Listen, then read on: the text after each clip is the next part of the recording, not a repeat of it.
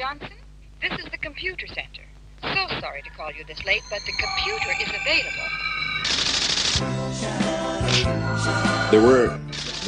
En los años 50, muy poca gente concebía los ordenadores como algo que todos llegaríamos a tener. Esta es la historia de tres geniales inventores. Perotto es este. Aquí estoy yo. Y detrás está Gargera, que todavía no se parecía tanto al Padre Pío. Aquí está. La programa 101. Es todo un mito. Un grupo de pioneros italianos que 15 años antes que Steve Jobs y Bill Gates abrió el camino hacia la mayor revolución de nuestros tiempos. Ahora siempre llevamos un ordenador encima, en el bolsillo. Tenemos smartphones. Pero hace 50 años, la idea de que hubiera un ordenador en el cuarto de los niños, en la cocina, junto a la cama, era pura imaginación visionaria, era ciencia ficción. Aquí es donde empezó la historia del ordenador personal. Programa 101. La máquina que cambió el mundo.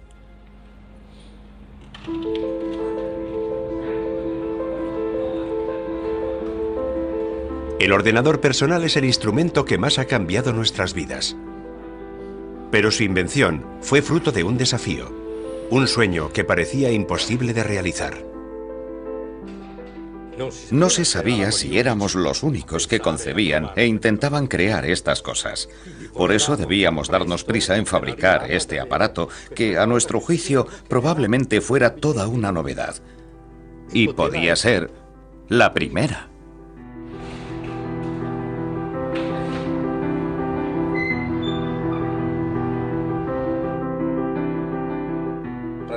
Prácticamente no había referencias de ningún tipo, porque en aquella época no existían máquinas así. Por tanto, era un camino que se había iniciado, pero no sabíamos ni por dónde, ni a dónde nos iba a llevar. De todas formas, estábamos tan empeñados que mantuvimos una competición contrarreloj y lo logramos.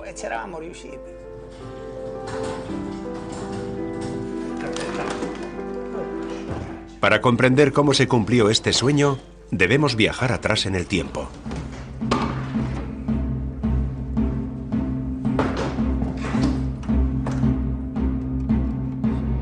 Las primeras y mastodónticas computadoras fueron utilizadas en el mayor de los secretos durante la Segunda Guerra Mundial. La necesidad de realizar cálculos balísticos y descodificar mensajes encriptados a velocidades cada vez mayores obligaron a las potencias beligerantes a invertir en la producción de las primeras y rudimentarias máquinas de cálculo. Pero es en los años 50 y 60 cuando, gracias a la electrónica, se afianzan definitivamente en la industria civil y militar. Las denominan grandes calculadoras, cerebros electrónicos, y no parece que su destino final sea el de convertirse en un instrumento habitual en nuestra mesa de trabajo. Las computadoras se ubicaban en grandes habitaciones, donde se escuchaba el martilleo atronador de los tabuladores. Por eso se pensaba en aquella época que los ordenadores no estaban al alcance de todos, ni lo iban a estar en mucho tiempo. El tamaño era desconcertante. Era tal que daba la impresión de ser un mundo aparte, impenetrable. Computers may be wonderful, but they're a great big black box. We haven't got one, and we must fly. We're going to Mexico. Al principio, los ordenadores eran computadoras de gran tamaño y estaban situadas en un contexto concreto, por lo que la interacción social era limitada. Solo había una pequeña élite de gente privilegiada que podía tener acceso a la computadora. Era casi como una casta sacerdotal, un grupo dirigente.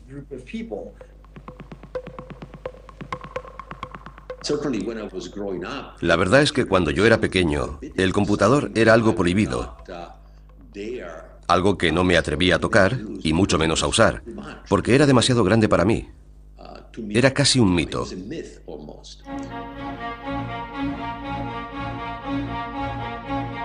El sector de los cerebros electrónicos sigue siendo muy restringido, reservado a unos pocos técnicos altamente cualificados y dominado por 8 multinacionales. La empresa dominante es la International Business Machines Corporation, conocida como IBM. En un momento en que la Guerra Fría y la carrera armamentística promueven la inversión en las nuevas tecnologías, IBM firma acuerdos con el ejército norteamericano y crea el Sage, un ordenador capaz de gestionar el arsenal de misiles de los Estados Unidos.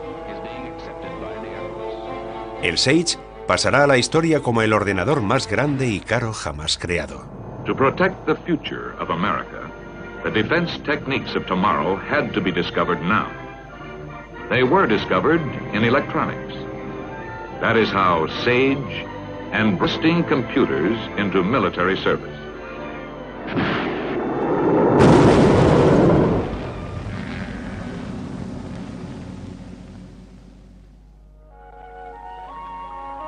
Entretanto, en Italia hay una empresa que se propone desafiar a la hegemonía norteamericana en el campo de la informática.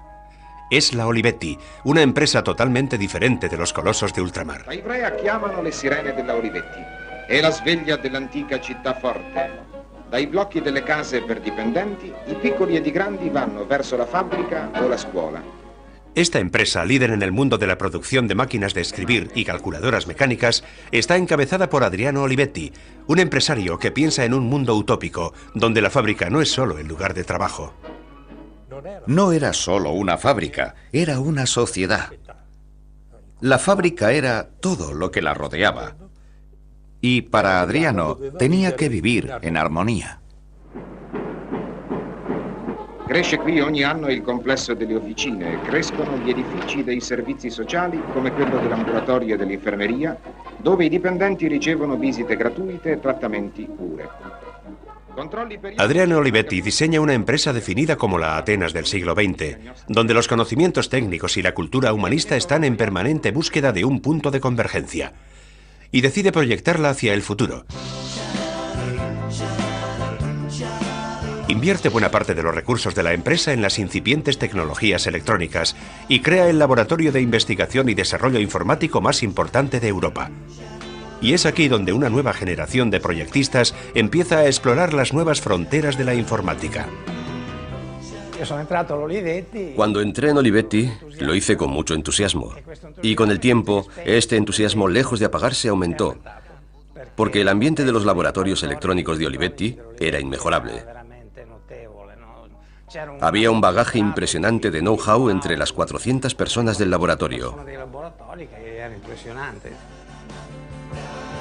Estábamos en un ambiente en el que había gran cantidad de conocimiento a tu disposición. Pienso que las cosas nacen si existe una tierra abonada, un caldo de cultivo. Y cuando hay un gran caldo de cultivo, tarde o temprano nace algo. Es fisiológico, natural. La naturaleza es así. El primer resultado de esta química es la ELEA 9000, la primera gran calculadora europea capaz de competir con los colosos norteamericanos. Sin pedir permiso, Olivetti se ha introducido en un mercado en continua expansión, en un mercado muy restringido. Al otro lado del océano, mientras IBM sigue su imparable escalada hacia el éxito, las demás empresas se reparten el mercado proyectando los primeros ordenadores que administran operaciones bancarias y pagos tributarios para el gobierno de los Estados Unidos. Los cerebros electrónicos controlan los armamentos, los impuestos y cada día nuevos sectores de la administración del Estado. De seguir así, un día llegarían a controlar todo el mundo. Al principio de la era de las grandes calculadoras, los ordenadores eran utilizados principalmente por el ejército para lanzar misiles y para hacer la guerra, o por las grandes empresas e instituciones científicas. Los ámbitos de uso eran muy limitados, y es comprensible que a la gente le inspirara temor. La calculadora es el instrumento que ha permitido crear la bomba atómica. ¿Qué hará una calculadora más potente? La bomba H. ¿Y la siguiente? Ni se sabe. Pero podría ser algo terrorífico porque anteriormente ni siquiera sabías que estaban haciendo la bomba atómica, pero la hicieron con calculadoras. ¿Y hoy? Computers certainly could help to destroy human freedom. Computers can help man to build or to destroy. They can make war or peace. En aquellos tiempos, si sabías algo de ordenadores, sabías que estaba pasando algo misterioso. No era descabellado tener miedo de este tipo de cosas. Cualquier persona sensata habría sentido miedo. Dicono che le macchine domineranno l'uomo, che ne faranno uno schiavo, che il futuro sarà meno umano. Dicono che la nostra vita sarà decisa dalle macchine e da chi le userà. Excuse me, what do you think about computers? We're terrified of them. Control, control, control. Every day you read in the newspapers that computers are controlling something else. It's my belief that the government will link up all the computers and we'll all be controlled. And there'll be no freedom left. La opinión pública vive la pesadilla de un futuro dominado por los ordenadores, pero el que las fabrica prosigue impertérrito el desafío de la búsqueda de una calculadora cada vez más potente. Y cuando más enconada es esta competición, en 1960, la Olivetti sufre un duro golpe. Muere Adriano Olivetti, y con él la visión de una vía italiana hacia la informática. El único que hereda el espíritu pionero de Adriano es su hijo, Roberto Olivetti. Roberto encomienda la tarea de concebir un ordenador diferente de las grandes calculadoras, un ordenador jamás imaginado antes, a un reducido grupo dirigido por Pier Giorgio Perotto. Perotto es este. Aquí estoy yo. Y detrás está Garciera, que todavía no se parecía tanto al Padre Pío. Garciera tenía un aire bastante juvenil. Se ve que era un joven de aquella época.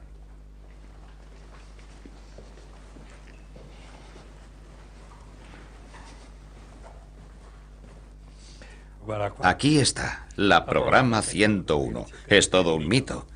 Empecé a trabajar en esta, mi primera experiencia laboral, y mira cuál fue el resultado. Aquí es donde empezó toda la historia del ordenador personal. Todo eso nació aquí. Yo tenía 19 años cuando empecé a trabajar con Desandre en esta máquina. 19 años. En 1962, Perotto y su equipo aceptaron el desafío y se lanzaron a un proyecto impensable en aquellos tiempos. Pensamos en una microcomputadora, una computadora de tamaño reducido y accesible al usuario individual, sin intermediarios, es decir, una máquina de mesa, pero con una característica especial. Debía ser manejable por un usuario no especializado.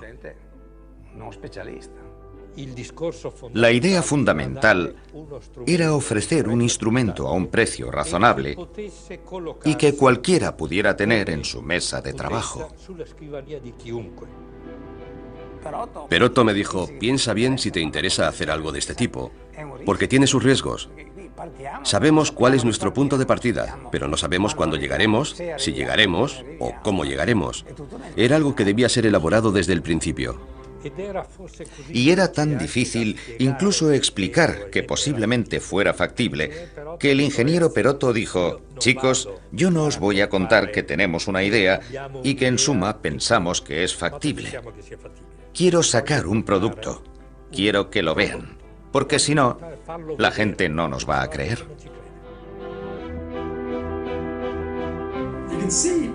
Imagínense que hasta los creadores de la programa 101 se las vieron y se las desearon para contar a la gente que el ordenador personal podía tener su utilidad.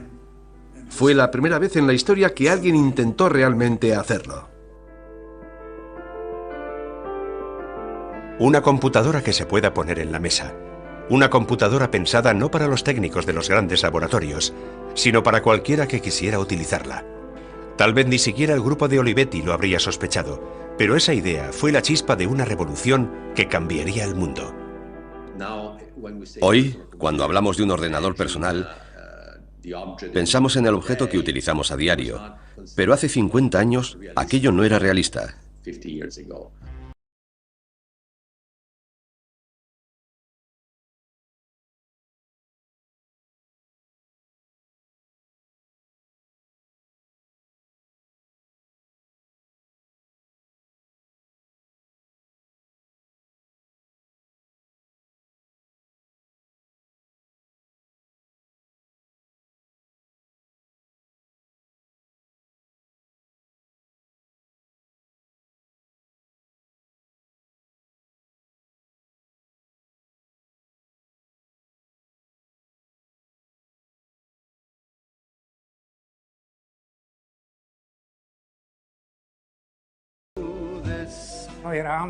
Éramos como Miguel Ángel ante una piedra sin tallar.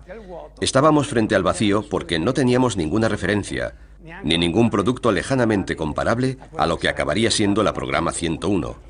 Entonces no había nada, o sea que empezamos de cero.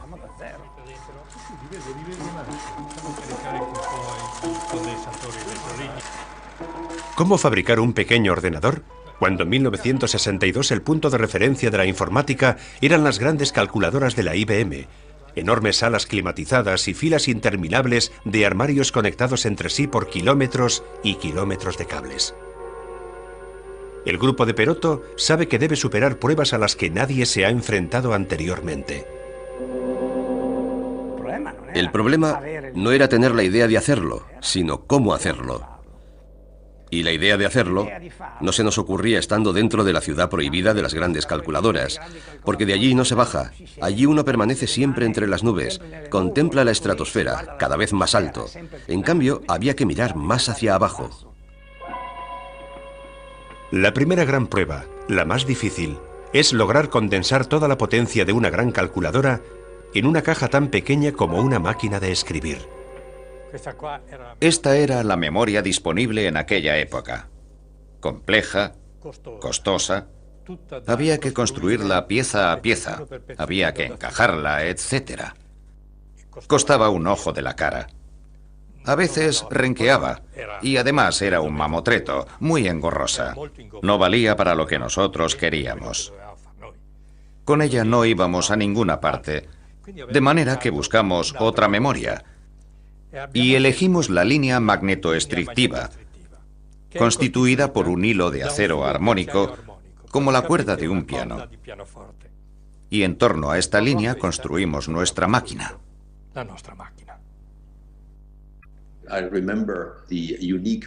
Recuerdo la memoria tan singular que utilizaron. Era la línea magnetoestrictiva. Es un buen ejemplo de que aceptar otros puntos de vista y negarse a aceptar estereotipos es un eficaz sistema para aportar innovación al mundo. Si nos fijamos en la historia de los ordenadores, no solo comprenderemos el gran avance que se ha realizado, sino los retos a los que se enfrenta la gente en aquellos tiempos para solucionar estos problemas.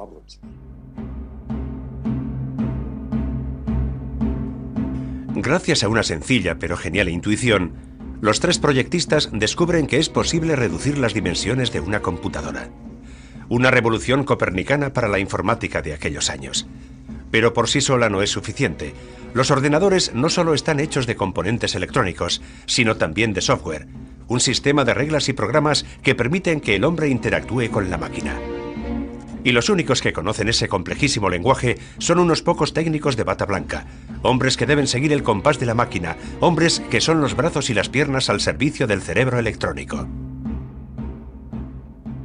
Todo estaba reglamentado, personalizado. Para obtener un programa depurado que funcionara en una calculadora se necesitaban varios meses.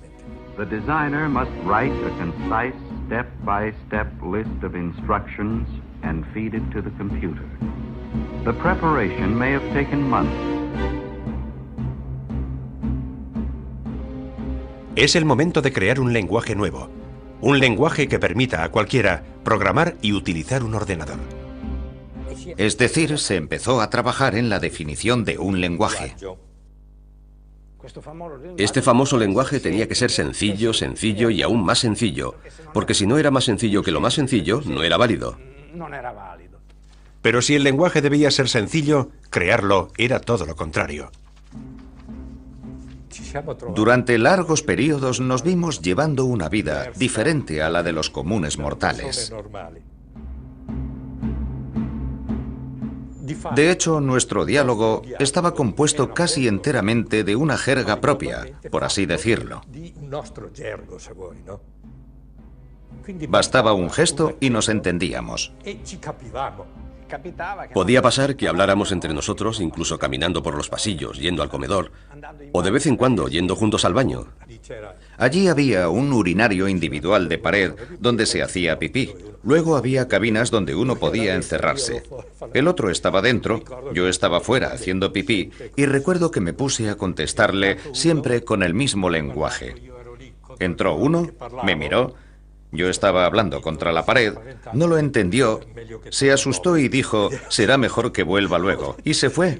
Realmente dábamos la impresión de ser de otro mundo. Conservo el libro de instrucciones de la programa 101. Con este libro aprendí a programar ordenadores, e incluso hoy estoy seguro de que si me trajera a unos cuantos estudiantes de instituto y les entregara este manual, ya se ve que es un manual sencillo, no hay por qué tenerle miedo, ellos podrían programar un ordenador igual que hicimos nosotros.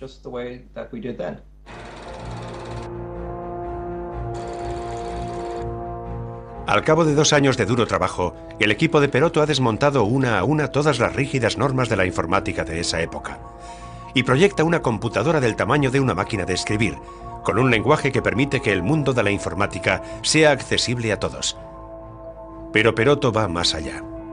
Concibe un instrumento totalmente inédito, un instrumento que en décadas posteriores se convertirá en el modelo de todos los peces del mundo. La tarjeta magnética fue un as en la manga excepcional porque compras la máquina, la pones en marcha y metes la tarjeta. No tienes que hacer nada más. Y la manejas. Nada más fácil. Cojo la tarjeta con mi programa, que está grabado por aquí, en esta tira magnética. Enciendo la máquina, meto la tarjeta y ya está. El programa queda introducido y la máquina está en condiciones de ejecutarlo. Basta con dar una orden en el teclado y la máquina empieza a procesar según las instrucciones de este programa. Más fácil imposible. Very, very easy, como decían los norteamericanos.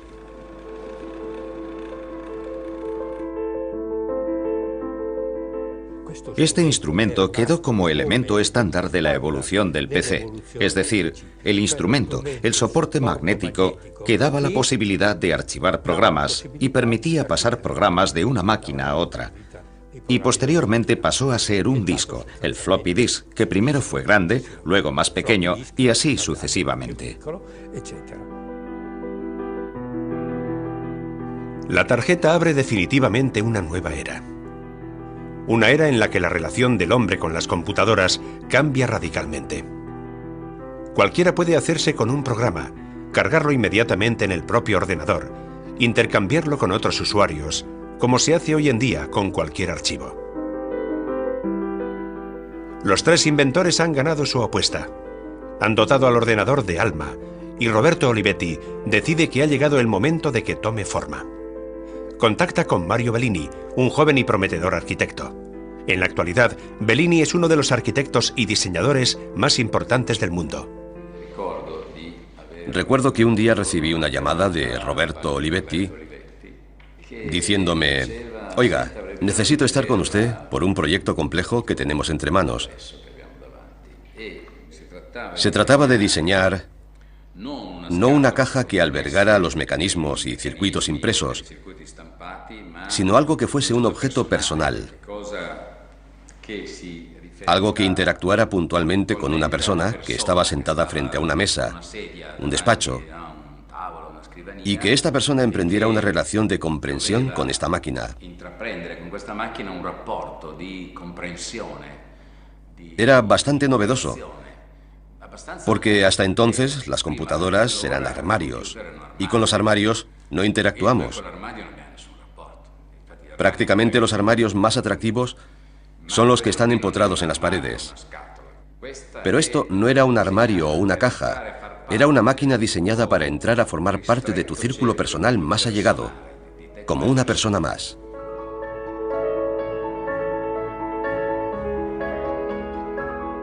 El sueño de una informática a medida del hombre había encontrado su forma definitiva. En abril de 1964, el grupo de inventores dio por cumplida su misión. como la lavadora, la televisión, la radio y otros muchos objetos de uso doméstico, para bautizar el nuevo invento se elige un nombre femenino: la Programa 101. Es el primer ordenador pequeño, fácil de usar, que cualquiera puede llevarse a casa y programarlo. Es el primer ordenador personal. Y la primera máquina capaz de hacer todo esto fue la Programa 101. Hoy, el ordenador personal es el desarrollo al máximo nivel de aquello que fue el concepto de la 101, como el avión. Es lo mismo el reactor supersónico que el avioncito de tela de los hermanos Wright.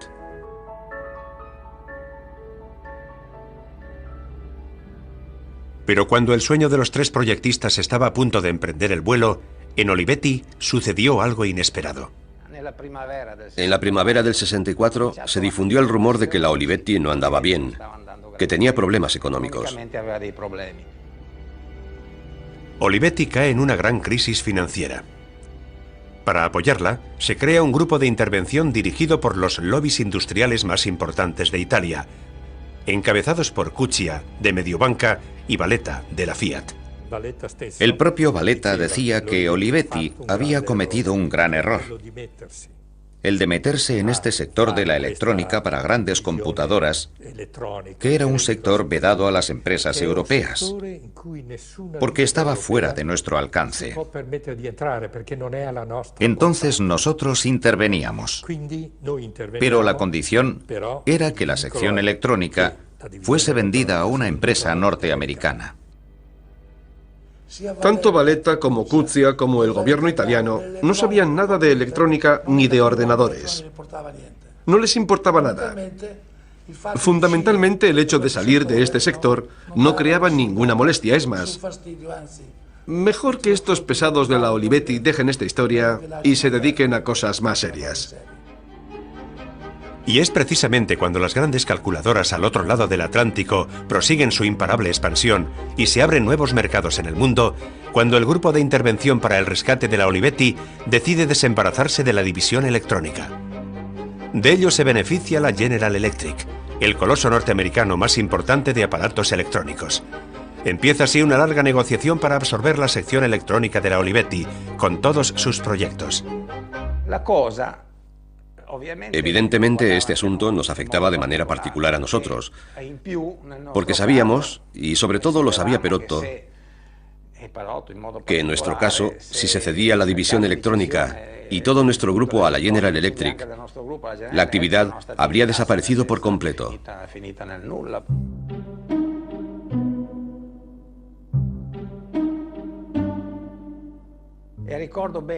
Todavía recuerdo que Perotto, precisamente para demostrar la situación de profunda incertidumbre en que nos encontrábamos, vino con una máquina fotográfica y nos dijo: escuchad, no sé en qué va a acabar todo esto, pero yo voy a sacar al menos un par de fotos para demostrar que lo que hemos hecho existe. O sea que lo nuestro no eran meras habladurías, prácticamente fueron palabras proféticas.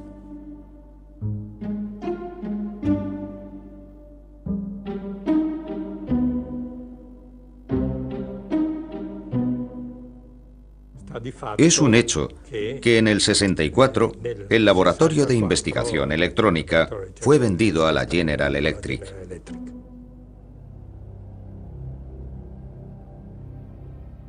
Aquí estaba el despacho de Perotto. Este era el despacho de Perotto, ¿te acuerdas?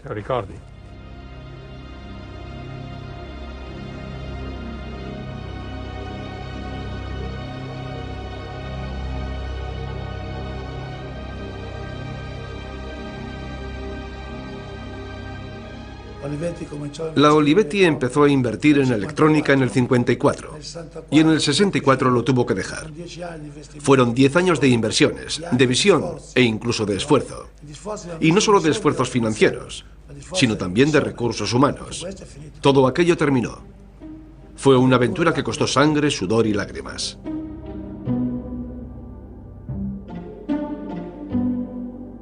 La General Electric se apodera de todos los proyectos informáticos de la Olivetti. De todos menos de uno. Piol y Caglieris se empeñaron en que este proyecto siguiera siendo un producto de Olivetti y no estuviera asociado a las computadoras, de modo que para que no fuera vendido a la General Electric, se pasó noches enteras borrando computadora y escribiendo calculadora, porque calculadora quería decir Olivetti, mientras que computadora quería decir General Electric. Nosotros nos quedamos en la Olivetti, el grupo del ingeniero Perotto. Los demás se fueron a la General Electric. Al fin y al cabo, cuando todavía estábamos en la planta de Preñana, éramos como una sección ajena. En un momento dado, las cristaleras de nuestros laboratorios fueron recubiertas de pintura, de manera que fuera imposible ver desde fuera lo que estábamos haciendo dentro. Dicho de otro modo, se hizo una especie de apartheid. Tras la cesión, Olivetti decide relanzarse en el mercado, concentrando todos sus esfuerzos en la producción de máquinas de escribir y calculadoras mecánicas. Y pronto se olvida del pequeño grupo de supervivientes de la electrónica. A partir de aquel momento, por parte de Perotto, era perfectamente perceptible una cierta prisa, por así decirlo. O hacemos este producto o nuestro destino será todavía más incierto. Primero lo hacemos, no vaya a ser que nos vea alguien de fuera y nos copie la idea. Pero en el contexto real, el problema era, hagamos este producto antes de que cualquier ignorante que no sepa de qué se trata, porque este ignorante podía ser alguien de arriba, decida que es mejor anular este programa. Roberto Olivetti también se ve obligado a abandonar el papel de director, cada vez más enfrentado a la nueva gerencia, que no comprende que en sus propios laboratorios tiene un producto de unas posibilidades inimaginables.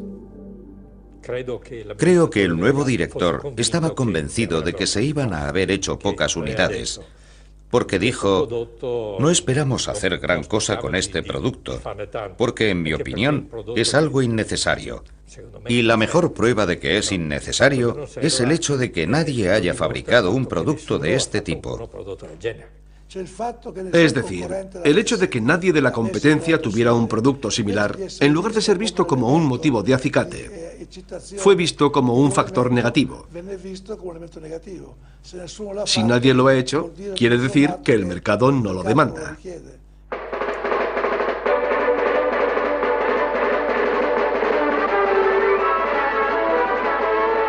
Mientras en Italia los nuevos gerentes de Olivetti no ven salidas comerciales para el primer ordenador personal, Norteamérica hierve con los preparativos de la feria más importante jamás organizada, que marcaría el imaginario colectivo durante mucho tiempo.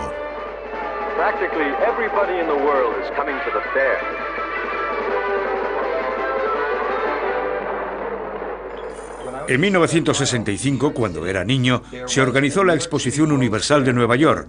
Fue una época muy emocionante porque la Exposición Universal estaba dedicada al futuro y a todas las cosas maravillosas que iban a pasar el día de mañana. This fair represents the most promising of our hopes. This fair shows us what man at his most creative and constructive. Todos los grandes países montaron un pabellón en la exposición y las grandes empresas también presentaron sus nuevos productos. Para un chaval de 12 o 13 años era todo un acontecimiento. La IBM decide aprovechar la ocasión para presentar sus computadoras a la sociedad en un intento por acercar la informática al gran público. Una de las cosas que aprendí en la Exposición Universal fue que el futuro pasaba por los ordenadores, porque en toda la feria había exposiciones que hablaban de esto. Aunque la computadora era normalmente una máquina gigante aislada, con cintas magnéticas y técnicos de bata blanca y corbata que apretaban botones. La gente corriente no podía acercarse a las computadoras, se ocultaban en un segundo plano. Eran demasiado especiales para tocarlas. Olivetti. La Olivetti también decide aprovechar la Gran Manzana como escenario para su lanzamiento, y en los días de la imponente Exposición Universal presenta su nueva línea de calculadoras mecánicas Logos 27. Pero además de la Logos, decide mostrar un modelo de la Programa 101. La Olivetti no estaba interesada en mostrar la 101.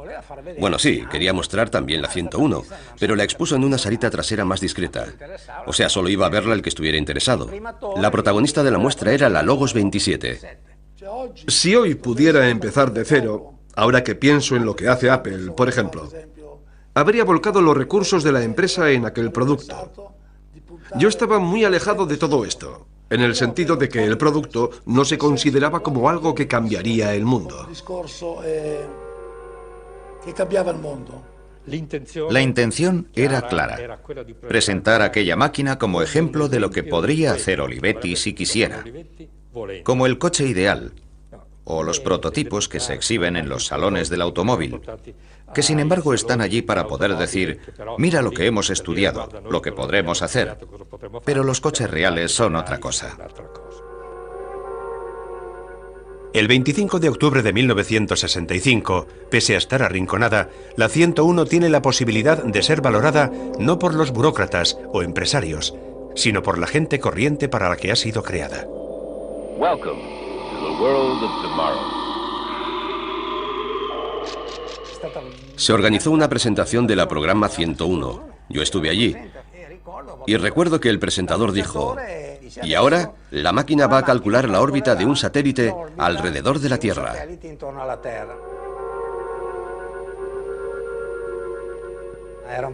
Era un programa muy oportuno, porque aquella era la época de los Sputnik, de la reacción norteamericana a los Sputnik y toda la carrera espacial. O sea, esa máquina que calculaba la órbita de la Tierra puede que ejerciera una atracción magnética. Y me acuerdo perfectamente de que el técnico se acercó a la máquina, apretó la tecla reset, de manera que la máquina quedara limpia, cargó una tarjeta, introdujo 3 datos, apretó la tecla y el programa se ejecutó. Tardó 2 o 3 segundos, que a mí me parecieron una eternidad.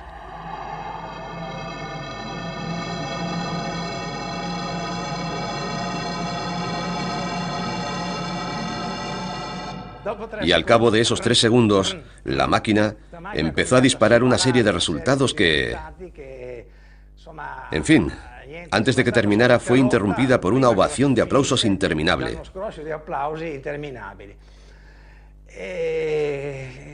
Recuerdo aquel momento como... me pareció tocar el cielo con los dedos.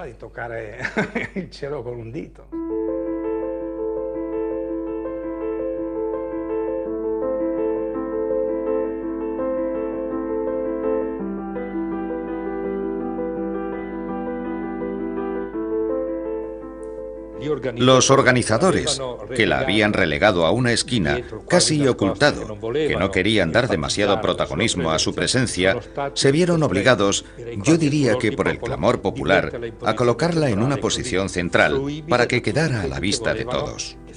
La noticia fue de boca en boca y todo el mundo fue a verla.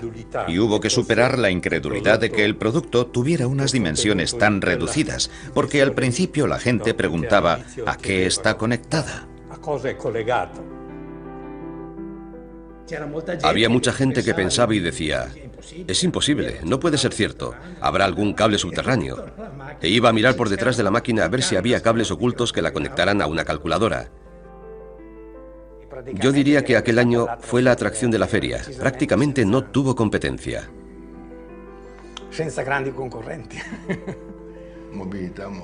Movilizamos a toda Nueva York. Estuvo David Rockefeller, estuvo el alcalde de Nueva York, estuvieron los representantes de toda la prensa, no solo de Nueva York, sino norteamericana e internacional. Fue un acontecimiento que llegó más allá del alcance habitual de la presentación del modelo de cualquier máquina.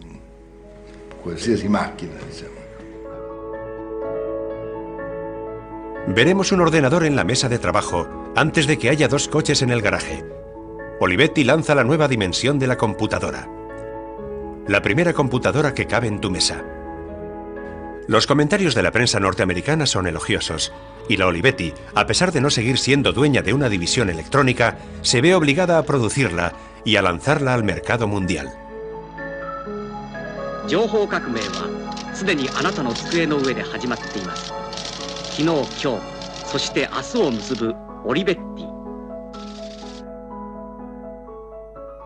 Este es el lanzamiento mundial de la Programa 101, el ordenador que inaugura una nueva dimensión. Ahora, por menos del alquiler mensual de una computadora de gran tamaño, hombres de negocios, científicos y técnicos pueden adquirir una Programa 101. Es un poquito más grande que una máquina de escribir y está lista para ser colocada en su mesa. Viene en su envoltorio, con una presentación elegante. Se personaliza, se convierte en objeto de consumo, vas a la tienda y te compras una.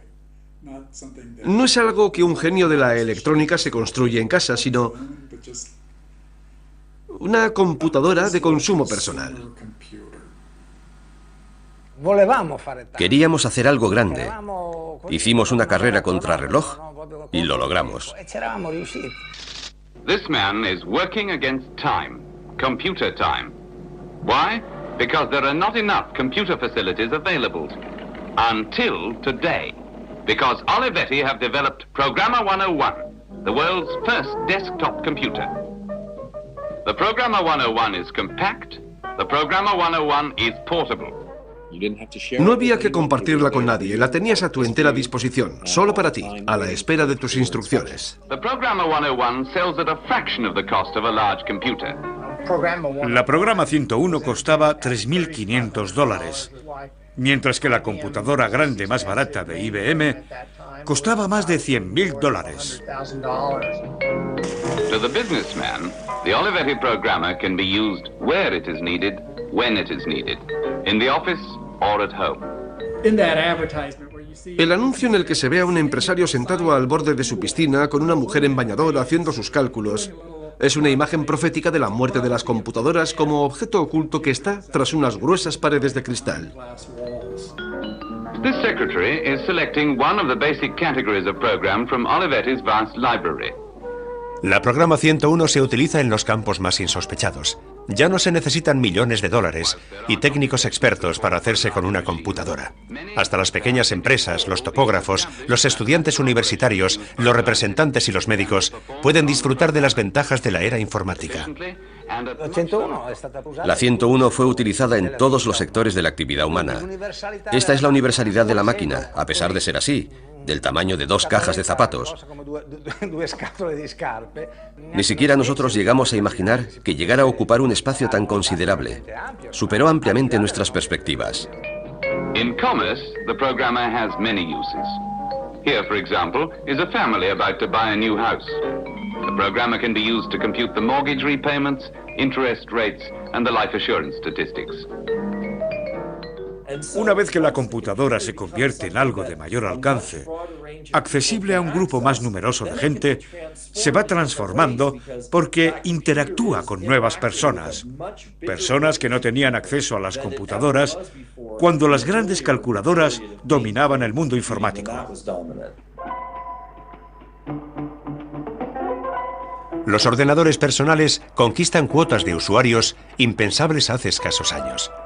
Incluso llegan a las aulas escolares, y las nuevas generaciones empiezan a hacer pruebas con lo que años después se convertirá en su mundo. Il laboratorio aiuta a risolvere i grandi problemi. È un elemento importante per il progresso tecnico, scientifico, ma può essere anche un oggetto familiare, una cosa per giocare, per ridere. Es bastante engorroso llevar a toda la clase a ver una computadora de gran tamaño y solo pueden verla desde fuera, al otro lado de la cristalera.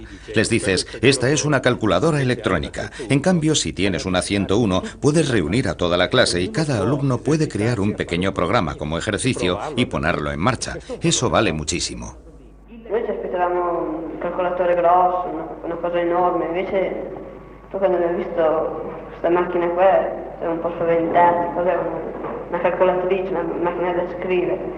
Sì, poi mi ricordo per esempio mi sentivo molto orgoglioso perché pensavo quando sarei uscito avrei potuto dire di aver usato un calcolatore elettronico. In effetti poi non è molto difficile usarlo. El mundo está preparado y la sociedad ha encontrado el modelo sobre el que construir su propio futuro informático. Sarà come telefonare, come accendere la TV, come mettere in marcia l'auto. E forse, tra pochi anni, l'ironia sarà già vinta dalla realtà.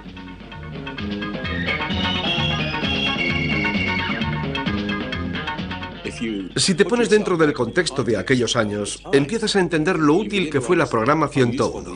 Incluso en aquellos tiempos fue un gran salto hacia adelante.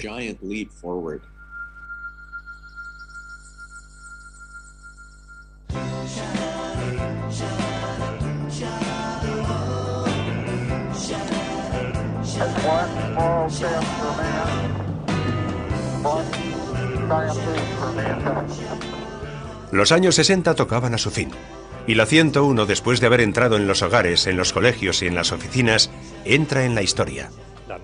La NASA había adquirido más de una decena. Los técnicos que preparaban el proyecto Luna tenían la 101.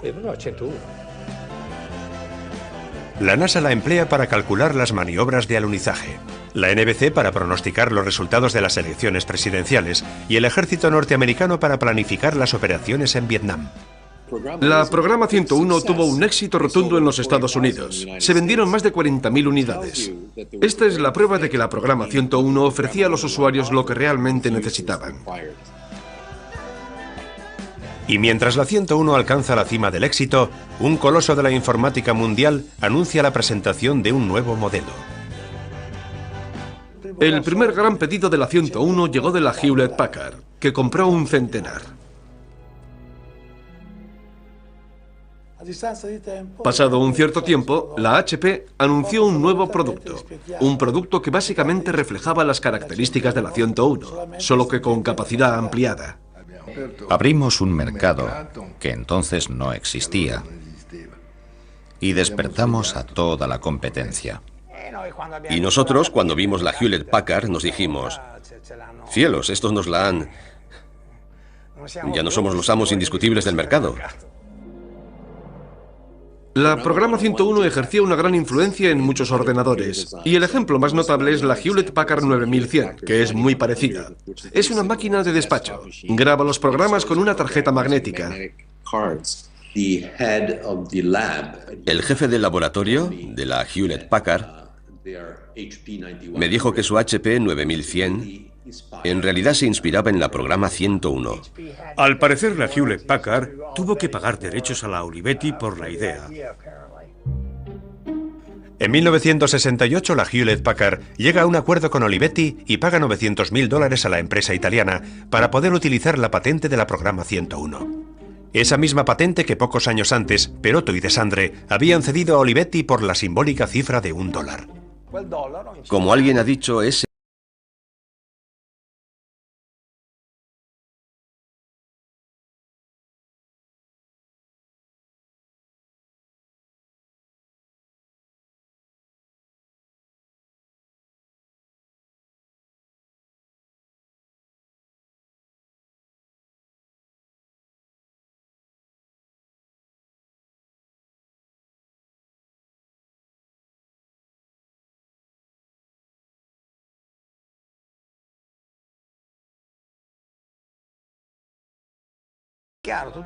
Está claro, todos los proyectos que nacieron después eran proyectos que no tenían ya esa huella de creatividad inicial, necesaria para definir un proyecto. Si querían fabricar un sistema, decían, ¿qué microprocesador usamos? ¿Qué tipo de memoria compramos?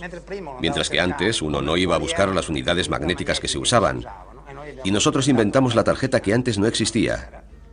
Después, cuando empezaron a usarse discos, ya no se podían usar tantas cosas. Se usaron los discos y punto. La Olivetti se verá obligada a ejercer una competencia cada vez más enconada, y en los años 80, durante una década, todavía conseguirá imponerse en el mercado mundial. Si la Olivetti consiguió recuperar su papel en la electrónica, no se debe a su estrategia ni a los planes. Se lo debe exclusivamente al tesón de unas cuantas personas, que no serán más de 4 o 5. El ingeniero Perotto se convertirá en director del Centro de Investigación y Desarrollo Electrónico. Desandre y Garchiera crearán los ordenadores Olivetti de la generación siguiente. Esa generación, cuya divisa, un ordenador en cada mesa, será predicada por muchos y que definirá nuestra sociedad en las décadas futuras. Al principio estaba la 101, luego llegaron otros que sacaron otras máquinas, etcétera, etcétera. En un momento dado, uno que sacó la enésima máquina, para hacerse publicidad dijo: todos los que han estado hasta ahora forman parte del pasado. Ahora nosotros hemos llegado y somos el presente. Y como imagen, eligieron una pirámide de viejas calculadoras amontonadas. La primera en la cima es la 101. Yo dije, el mensaje es, pobrecita, se ha quedado viejecita. Pero también tiene otra lectura, que fue la primera y la han colocado arriba del todo.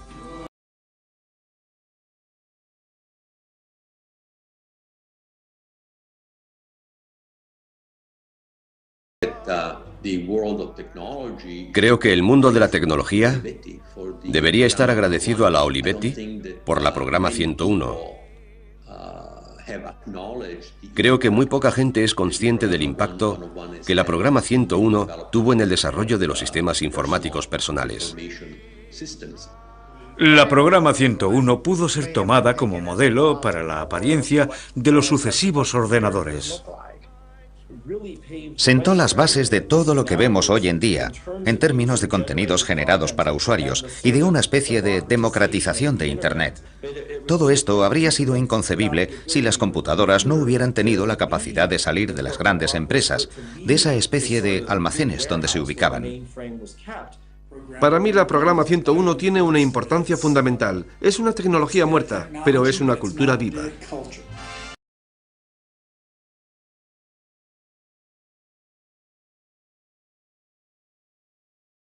Dejo de repetirme a mí mismo. ¿No sería maravilloso encontrar una programa 101 en algún sitio? ¿Sería posible devolverla a la vida?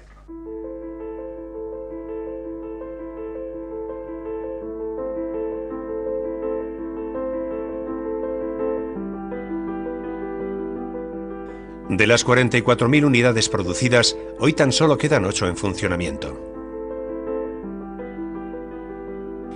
Desde hace unos años, De Sandre y Garciera, con la ayuda de otros exproyectistas de Olivetti, recuperan máquinas diseminadas por todo el mundo y las devuelven a la vida.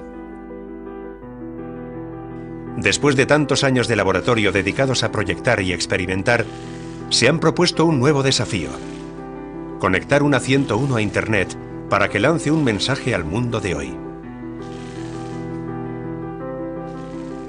Lo que podría decir la 101 es: Hello boy, here we are. Here we are. Remember that you now exist because I existed 50 years ago.